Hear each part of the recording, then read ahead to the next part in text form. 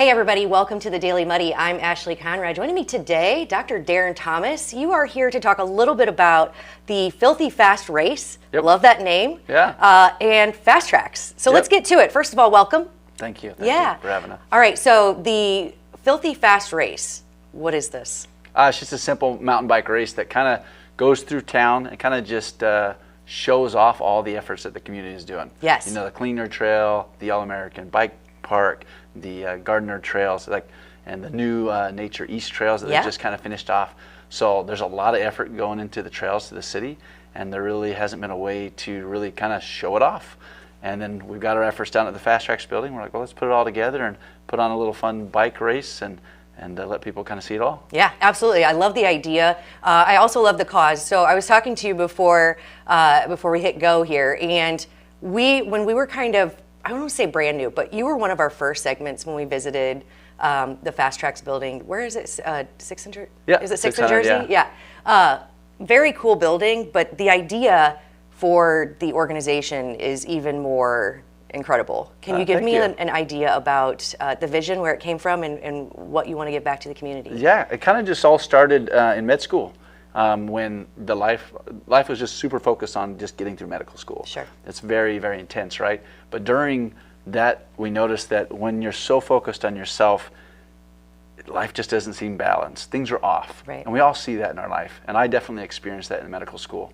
And my wife pointed it out, and she said, Darren, you're not yourself. You need to do something for somebody else. Right. And that just didn't register. I was like, there's no time. Like, I'm doing flashcards in the shower, and like I got flashcards painted to my, on my visor, my car, like just that intense. Right. Like 4 a.m. till 2 a.m. I can every imagine. day for 4 years. Yeah. And so, but it was also true. Like, I wasn't thinking outside of myself, and I wasn't as happy, and I wasn't as fulfilled, even though I was fulfilling my dream. Sure. And so my wife and I started this kind of triathlon company because we were really into triathlons at the time. And we decided, we're like, well, let's use the triathlon kind of as the magnet, and then let's just sucker people into volunteering.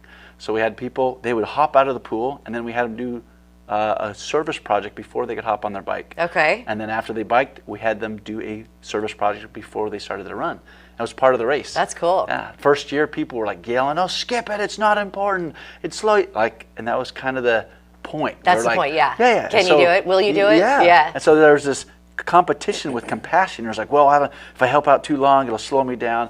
And I loved it, and I loved how it just forced people to think about other people when there was it was so intense. Right. And they're about to puke, and Sure. I loved it. And so regardless, we went from there. We did it for 12 years out in Las Vegas, all through medical school, and then when we moved out here.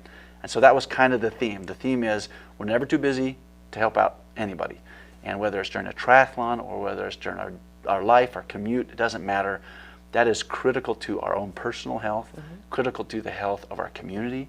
We have to be thinking outside of ourselves. Right. And so we've kind of, when we moved to Quincy, we didn't feel like triathlon, we wanted to do that anymore, or it would be received well, we didn't know. But started looking for other ways to have a magnet. And that's where kind of this fast track idea come. I've got 4 daughters. When we moved out here, we realized that it was really hard in the winter. There wasn't a lot of options for kids to do things physically.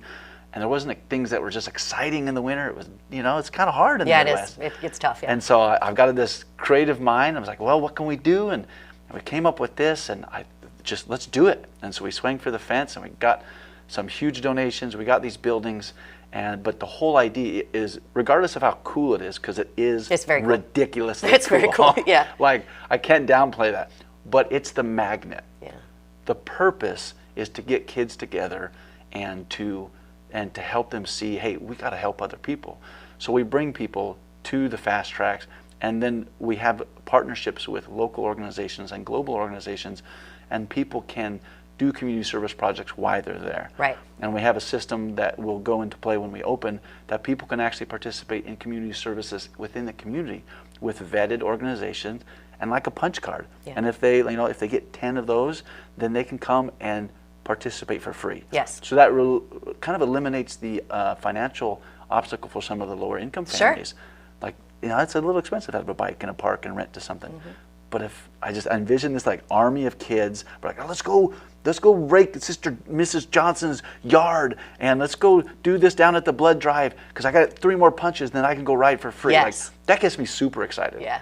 And so I like that, and I see like just this movement of kids that are really struggling to think outside of themselves. Yeah. And we're just on the phone, and there's all good things about all that, but we got to start looking outside of ourselves for our own health, for the health of our community. And so this is kind of what we're trying to do with it. This is kind of what we're doing. I love it. So Fast Tracks, indoor mountain bike. Is it all bikes? I mean, Yep, okay, so it's... There might be a skate park on the lower basement, okay. but we're to be determined. It's still in development process, but we had the pleasure, and I'm sure that you've seen something online. You have a nice size presence on social media, which is very, very cool. So if you haven't seen it, I recommend you check it out. We'll get to that in just a second. But the space is incredible.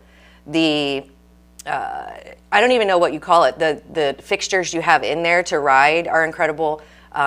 It's a very cool place. Something that it's unlike anything I've seen before, especially for Quincy. Yeah. But the vision, the idea of giving kids, and maybe not just kids, right? Yeah. But people a purpose outside of themselves that then not only gives back to the community, but also gives them something super awesome to do. Which, it's just. It definitely takes a creative mind, so kudos to you, kudos to your wife. Thank you. I love that you're bringing it to Quincy, but it's not free.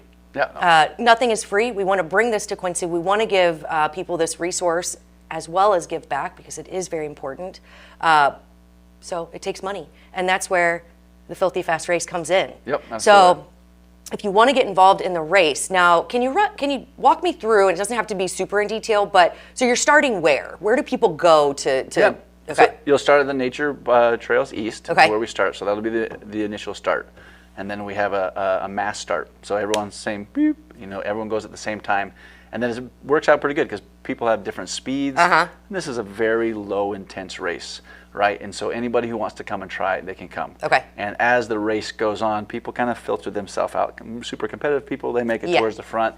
The people that are just Me, trying to... I'm in the back. In the back, Yeah. right? And so that's okay, and that works out great. And it's a beautiful ride. It's right still in the fall weather, and people get to see the awesome trails that so many people have worked so hard at.